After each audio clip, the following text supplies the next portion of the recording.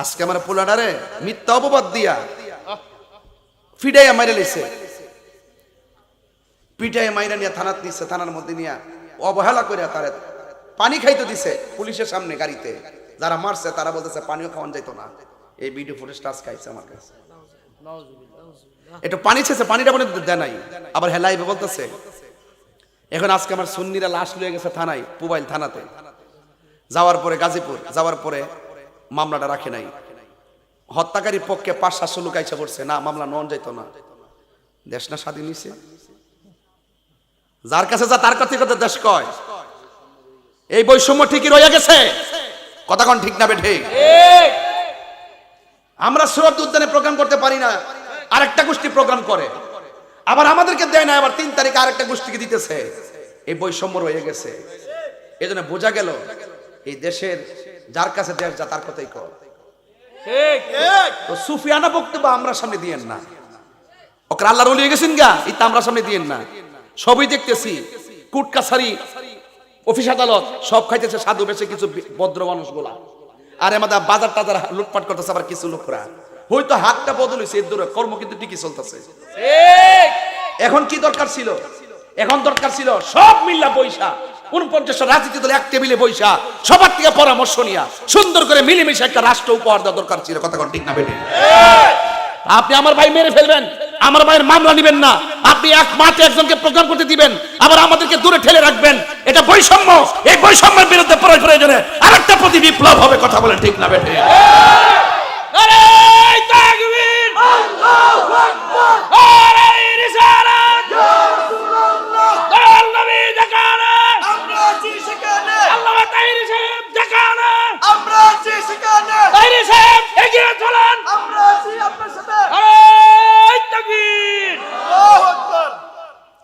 আমারে খুঁজতেছে অনেক ভাবে, মামলা দিয়ে একবারে সেট চালাইছে।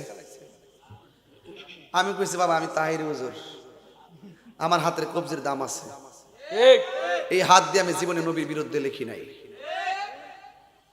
আমার জবানে কথার দাম আছে, এই জবান দিয়ে কোনো নবীর বিরুদ্ধে কথা বলি নাই। শুধু পারি নাই সুন্নিটির ফারানে পারি না, এর এক কাপ চা খায় ঘুরে জায়গা। কিতাব পাইছো তোরা, কিতাব পাইছো জীবনে, ঘরটা বিল্ডিং দিয়ে বাইন্দা দিছে। সুন্নিগিরি করো তোমরা। আবার আগামীতে সিদ্ধান্ত নিব সুন্নিরা থাকবে একজোট, এরপর হবে ব্যালটে ভোট। আমাদেরকে অবহেলা করে একটা সাইডে ভালো রেখা, অথচ মেজরিটি পার্সেন্ট হলাম সুন্নি। এত সুন্নি হওয়ার পরও আমাদের একটা সাইড করে ভালো রেখা, রাষ্ট্রের সুবিধা তারা নেয়, রাজনৈতিক সুবিধা তারা নেয়, অর্থের সুবিধা তারা নেয়, রাষ্ট্রে ট্যাক্স লাগা সুন্নিদেরকে, কথা কোন ঠিক না বেঠে? এখন সুন্নিরা এক থাকতে হবে, বুড়াবুড়ি পরে আগে এখন, আগে নিজেদের জোট, তারপরে ব্যালটে ভোট। এবার সুন্নি দিককে আমরা ভোট দেব, কথা বলেন ঠিক না বেঠে? এটাই পরিষ্কার, এছাড়া এই দেশে শান্তি আসবে না। কেন বলছি? এই স্বাধীনতার পরে এমন করে মার সন্তান নাই মাজারে আক্রমণ করবো স্বপ্ন দেখতো, কিন্তু 8 মাস হয়েছে না, প্রায় 95টা মাজারে আক্রমণ করে উড়াই দিছে। কি ভাবলেন, কি বুঝলেন? আইবারে যদি মাজার ভাঙ্গে 2 দিন পরে ঘর ভাঙবো। সুন্নিরা না বুঝলে তোরা আমার দাওয়াত করিস না।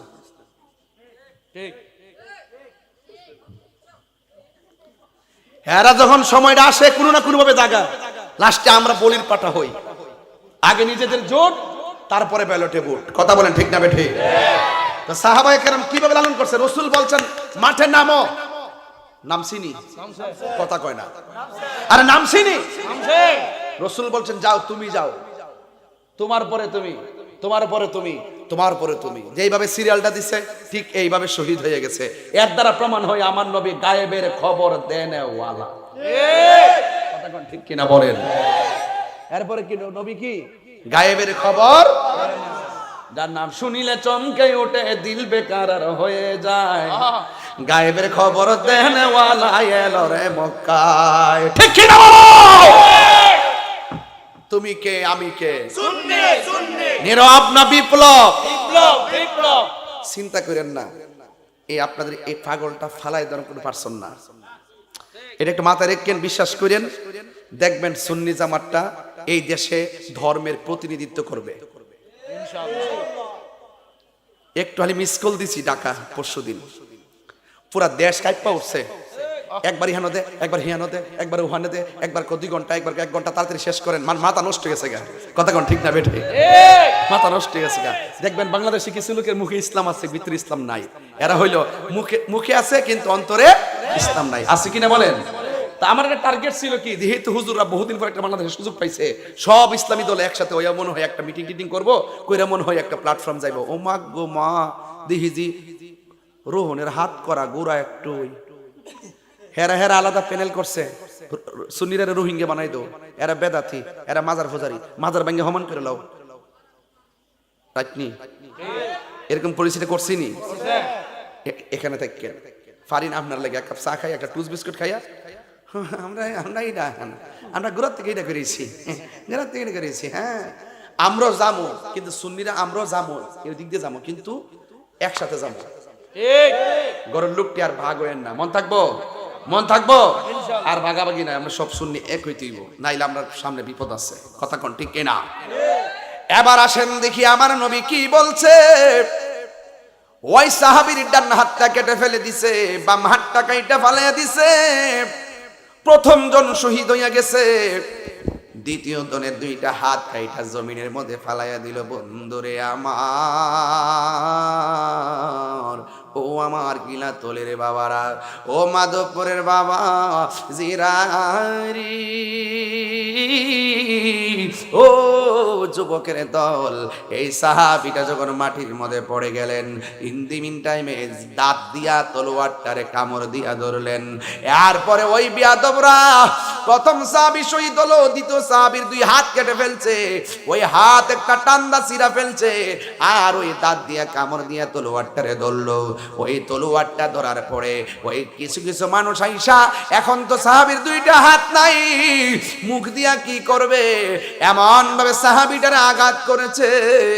এই সাহাবীটা আঘাত খাইতে খাইতে দুনিয়া থেকে বিদায় হইয়া গেছি। আমার নবী বলে, উম্মত উম্মত উম্মত, তোমরা জানোনি আমার সাহাবীটার দাম আল্লাহ কত বাড়াবে। আমার সাহাবীটা যে ডান হাতটা কাইটা ফেলাইছে, বাম হাতটা কাইটা ফেলাইছে, তোমরা জানোনি আমার সাহাবীর সম্মান আল্লাহ কত বাড়াবে। এক সাহাবী কয়, নবী গো নবী গো নবী গো, কেমন সম্মান বাড়াবে? আমার নবী বলে, উম্মত, যেই দিন হাসুরের ময়দান কায়েম হবে, যেই দিন মানুষ নাফসি নাফসি বলে কাঁদবে গো, যেই দিন মায়ের সামনে সন্তান চলে যাবে, সন্তানের সামনে মা চলে যাবে, কেউ কাউকে পরিচয় দিবে না, নিজের গ্রামে নিজের আশা তারা কাটিবে, মানুষ আগুনের শিকল পরাইয়া দেওয়া হবে।